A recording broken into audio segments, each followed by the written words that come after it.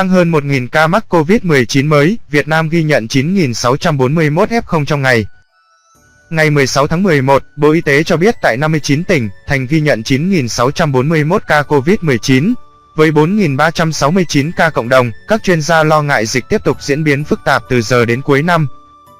Tính từ 16 giờ ngày 15 tháng 11 đến 16 giờ ngày 16 tháng 11, trên hệ thống quốc gia quản lý ca bệnh COVID-19 ghi nhận 9.650 ca nhiễm mới, trong đó 9 ca nhập cảnh và 9.641 ca ghi nhận trong nước, tăng 1.038 ca so với ngày trước đó. Tại 59 tỉnh, thành phố, có 4.369 ca trong cộng đồng, cụ thể, tại thành phố Hồ Chí Minh, 1.183, Tây Ninh, 683, Tiền Giang, 671, Đồng Nai, 631, Bình Dương, 607, An Giang, 482, Bình Thuận, 439, Đồng Tháp, 392, Sóc Trăng, 343, Cà Mau, 340, Bạc Liêu, 328, Kiên Giang, 324, Bà Rịa, Vũng Tàu, 300, Vĩnh Long, 291, Bình Phước, 199, Trà Vinh, 194, Bến Tre, 185, Cần Thơ, 158, Hà Nội, 158, Khánh Hòa, 150, Nghệ An, 145, Hà Giang, 122, Thái Bình, 106, Long An, 100,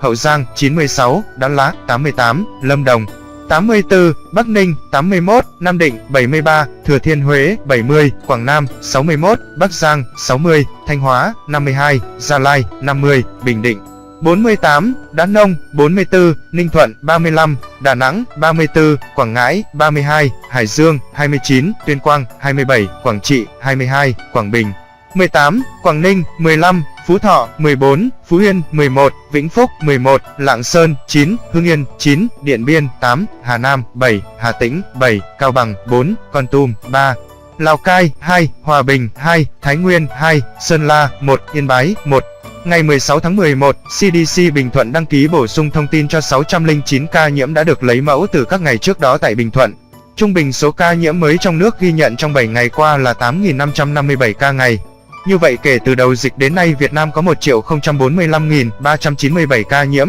đứng thứ 37 phần 223 quốc gia và vùng lãnh thổ, trong khi với tỷ lệ số ca nhiễm 1 triệu dân, Việt Nam đứng thứ 150 phần 223 quốc gia và vùng lãnh thổ, bình quân cứ 1 triệu người có 10.609 ca nhiễm. Trong đợt dịch thứ 4, từ ngày 27 tháng 4 năm 2021 đến nay, số ca nhiễm mới ghi nhận trong nước là 1.040.346 ca, trong đó có 868.180 bệnh nhân đã được công bố khỏi bệnh. Có 2 tỉnh, thành phố không có ca lây nhiễm thứ phát trên địa bàn trong 14 ngày qua, Yên Bái, Bắc Kạn, các địa phương ghi nhận số nhiễm tích lũy cao trong đợt dịch này. Thành phố Hồ Chí Minh 449.776, Bình Dương 244.720, Đồng Nai 79.262, Long An 36.772, Tiền Giang 21.951. Về tình hình điều trị, trong ngày có 6.481 bệnh nhân được công bố khỏi bệnh, nâng tổng số ca được điều trị khỏi lên 870.997 trường hợp. Số bệnh nhân nặng đang điều trị là 4.101 ca, trong đó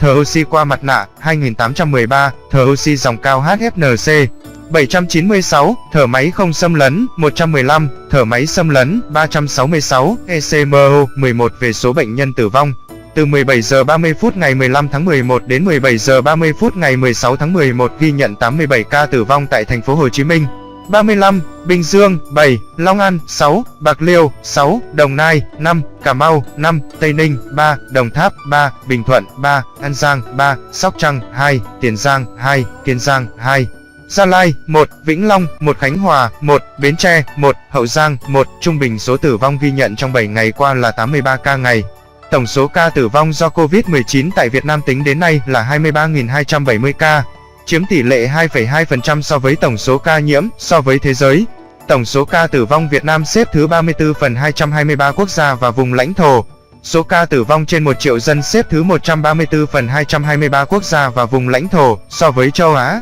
tổng số ca tử vong Việt Nam xếp thứ 10 phần 49 quốc gia và vùng lãnh thổ. Số ca tử vong trên 1 triệu dân xếp thứ 28 phần 49 quốc gia và vùng lãnh thổ. Về tình hình tiêm chủng, trong ngày 15 tháng 11 có 1.089.217 liều vaccine phòng COVID-19 được tiêm. Như vậy, tổng số liều vaccine đã được tiêm là 100.862.898 liều, trong đó tiêm một mũi là 64.767.521 liều, tiêm mũi 2 là 36.095.377 liều. Để tăng cường quản lý và sử dụng hiệu quả vaccine phòng COVID-19, Bộ Y tế đề nghị các địa phương khẩn trương chỉ đạo Sở Y tế đẩy nhanh tiến độ tiêm chủng để nhanh chóng đạt được độ bao phủ mũi 1 cho 100% dân số từ 18 tuổi trở lên, ưu tiên cho các đối tượng từ 50 tuổi trở lên và đối tượng có bệnh nền và tiêm mũi 2 cho những đối tượng đã tiêm mũi 1 đủ thời gian. Bên cạnh đó, rà soát tình hình sử dụng vaccine, tổng hợp và báo cáo số lượng vaccine được cấp từ nguồn của Bộ Y tế và từ các nguồn khác, nguồn do doanh nghiệp viện trợ trực tiếp cho địa phương.